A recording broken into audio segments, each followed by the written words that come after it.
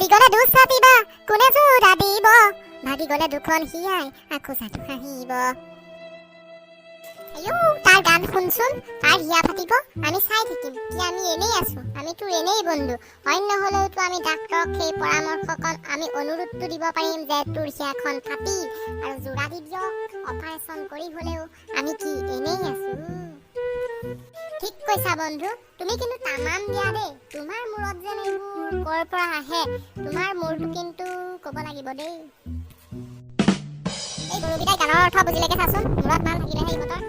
আয়ো সিহে একেবাৰে পণ্ডিত বৰ পণ্ডিতটো ওলাইছে মহা পণ্ডিত এদিনো এটা উত্তৰ দিব নোৱাৰো ছাৰে প্ৰশ্ন সুধিলে তাৰ আকৌ ফুটনিছা তাৰ কথা শুন সপ্তাহত স্কুল আহিব দুদিন ই গোটেই স্কুল ক্ষতিয়ে কৰি থাকিব আৰু তাৰহে কথা বেছি ইয়াৰ কথা শুনছোনো আপোনালোকৰ কন্দল বন্ধ কৰক ছাৰ আহিব এতিয়া সময় হ'ল নহয় কৈছিলো নে মই সেয়া শুন বেল মাৰিলে আহিব এতিয়া মহাজন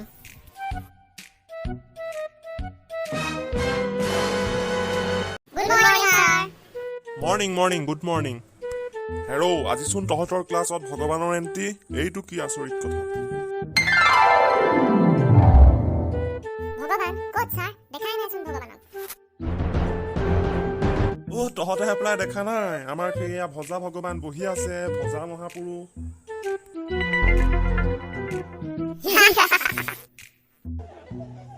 এইডাল আহিল আৰু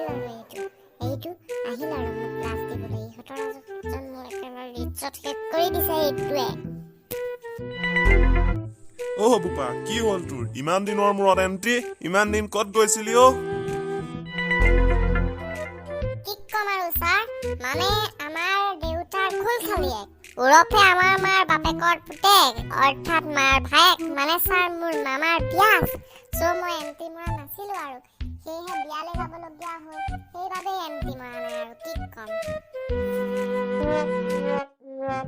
ঐ ল'ৰা ইমানবোৰ নকলেও বুজি পাও নহয় প্ৰশ্ন সুধিলে উত্তৰ দিব পাৰ নে ইমান দীঘলকৈ এতিয়া যেন এইবোৰ এনেই পকাই সময়কণ নষ্ট কৰি আছ তহঁতৰ কথা মই কি বুজি নাপাওঁ বুলি ভাবিছ কেনেদৰে ক্লাছটো দেৰি হৈ যায় সেইটোহে তহঁতে বাঞ্ছা কৰ সেইদিনাটো মোক প্ৰশ্ন সুধিছিলে কিন্তু মধুক প্ৰশ্ন সুধিবলৈ থাকি গৈছিলে পাহৰিলে নে আপুনি আজি কিন্তু মই ক'ব নোৱাৰো দেই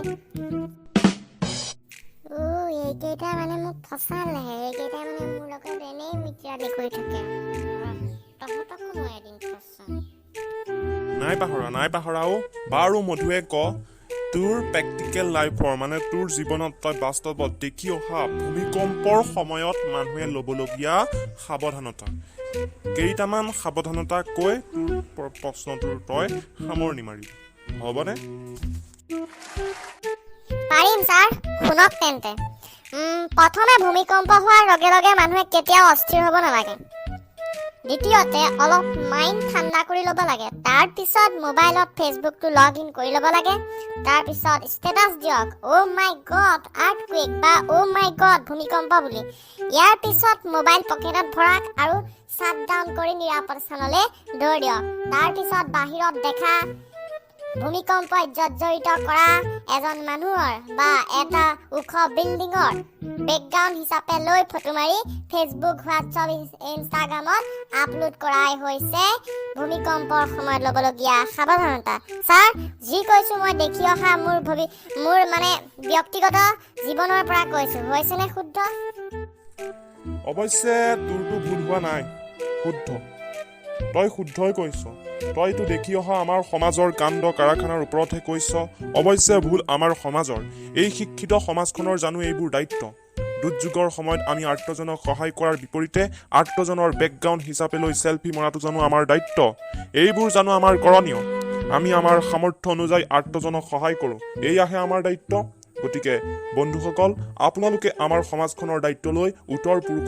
উত্তৰ পুৰুষসকলক এটা সুস্থ বাতাবৰণ এটা সুস্থ মানসিকতা দি আগুৱাই নিব লাগিব এয়াই আমাৰ আপোনালোকৰ প্ৰতি এটা অনুৰোধ আৰু বন্ধুসকল আমি আপোনালোকলৈ হাঁহিৰ মাজেৰে এটা মেছেজ দাঙি ধৰিলোঁ যদি আমাৰ ভিডিঅ'টো ভাল পালে তেন্তে আমাৰ পৰৱৰ্তী পুনৰ ভিডিঅ'সমূহ পাবৰ বাবে আমাৰ চেনেলটো ছাবস্ক্ৰাইব কৰি থ'ব আৰু আমাৰ ভিডিঅ'টো লাইক শ্বেয়াৰ আৰু কমেণ্ট কৰিব নাপাহৰিব ধন্যবাদ থেংকছ ফৰ ৱাচিং